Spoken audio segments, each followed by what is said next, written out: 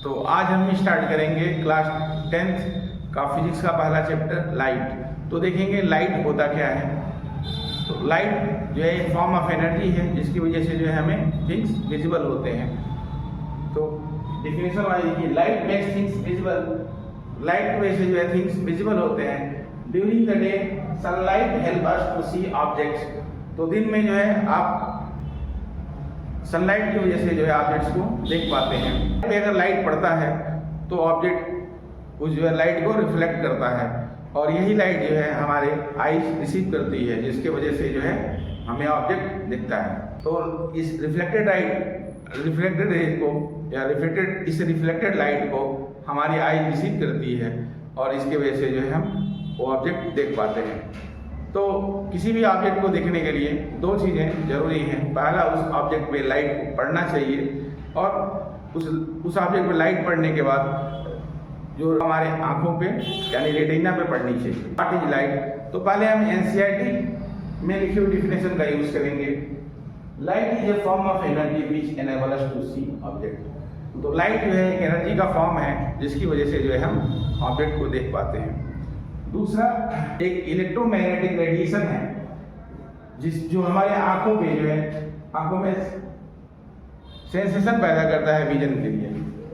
तो electromagnetic radiation क्या होता है? तो इलेक्ट्रोमैग्नेटिक प्रोपगेशन करने के लिए किसी मीडियम की जरूरत नहीं होती है, यानी विदाउट मीडियम भी जो ट्रेवल कर सकता है।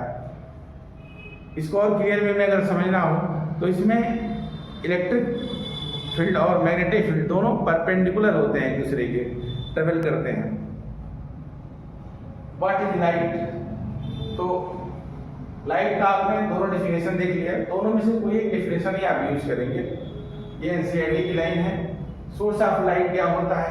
तो जो जिन चीज़ों से आपको जो है लाइट मिलती है वो सभी जो है सोर्स ऑफ लाइट होंगे। जैसे मान लीजिए सन है, इलेक्ट्रिक बल्ब है, एलईडी है और कैंडल है, एक्सेट्रा और भी सारे सोर्सेज हैं जिनको आप मेंशन कर सकते हैं सोर्स ऑफ लाइट में। अब हम देखेंगे प्रॉपर्टीज ऑफ लाइट। लाइट की प्रॉपर्टीज क्या होती है?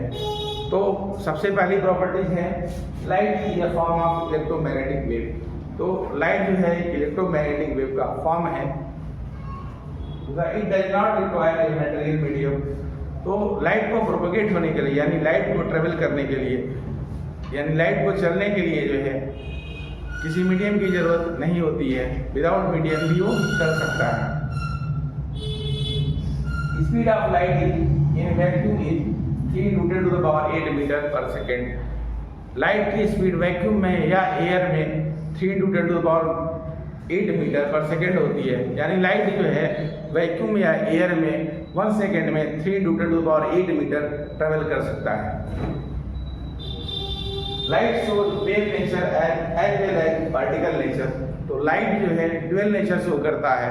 जैसे लाइट जो है पार्टिकल नेचर को भी शो करता है और वेव नेचर को भी शो करता है। एयर में अगर ट्रेवल करता है तो उस समय लाइट जो है पार्टिकल नेचर को शो करता है और उस समय जो है इसका पाथ जो है स्ट्रेट लाइन पाथ होगा। और अगर लाइट जो है किसी मटेरियल मीडियम से इंटरेक्ट करता है तो उस समय जो है ये वेव नेचर शो करता है। लाइट के पार्टिकल को फोटॉन कहा जाता है। फोटॉन्स क्या होते हैं? फोटॉन्स जो है छोटे छोटे एनर्जी के पैकेट्स होते हैं जो एनर्जी के फॉर्म में ट्रेवल करते हैं।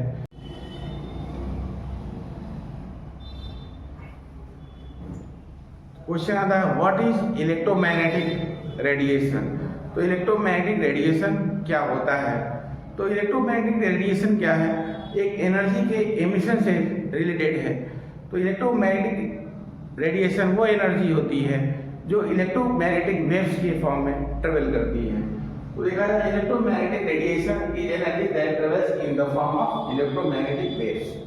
तो इलेक्ट्रोमैग्नेटिक वेव्स के फॉर्म में जो है एनर्जी ट्रेवल करती है उसको बोलेंगे इलेक्ट्रोमैग्नेटिक रेडिएशन।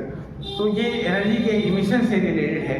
और अगर हम देखें व्हाट इज इलेक्ट्रोमैग्नेटिक वेव्स, तो इलेक्ट्रोमैग्नेटिक वेव्स क्या होते हैं? तो इलेक्ट्रिक वेव्स वो वेव्स होती हैं जो मैग्नेटिक इलेक्ट्रिक फील्ड और मैग्नेटिक फील्ड के ऑक्सीलेशन से प्रोड्यूस होता है। तो ऑक्सीलेशन का मतलब है अपनी मेन पोजीशन से अगर कोई भी इधर या उधर आता है तो उसको बोलते हैं ऑक्सीलेशन। तो यानी इलेक्ट्रिक फील्ड जो है अपने मेन पोजीशन से आगे और पीछे होता है, उसको हम बोलेंगे ऑक्सीलेशन ऑफ इलेक्ट्रिक फील्ड। और मैग्नेटिक फील्ड अगर अपनी मेन पोजीशन से अगर इधर उधर जाता है तो उसको बोलेंगे ऑक्सीलेशन ऑफ मैग्नेटिक फील्ड। यानी जो है इलेक्ट्रोमैग्नेटिक फील्ड यानी इलेक्ट्रोमैग्नेटिक वेव्स जो होते हैं इलेक्ट्रिक फील्ड और मैग्नेटिक फील्ड के ऑक्सीलेशन के द्वारा प्रोड्यूस होते हैं। तो अब इनका ऑक्सीलेशन किस तरीके से होता है, तो इलेक्ट्रिक फील्ड जो है आगे और पीछे चलता है, आगे और पीछे जाता है, और मैग्नेटिक फील्ड जो है इलेक्ट्रिक फील्ड के हमेशा परपेंडिकुलर होता है। तो इस तरीके से आपने देखा इलेक्ट्रोमैग्नेटिक रेडिएशन जो है एक इमिशन सोर्स इमिशन से रिलेटेड है और इलेक्ट्रोमैग्नेटिक वेव जो है कि ट्रेवल से या प्रोपगेशन से रिलेटेड है।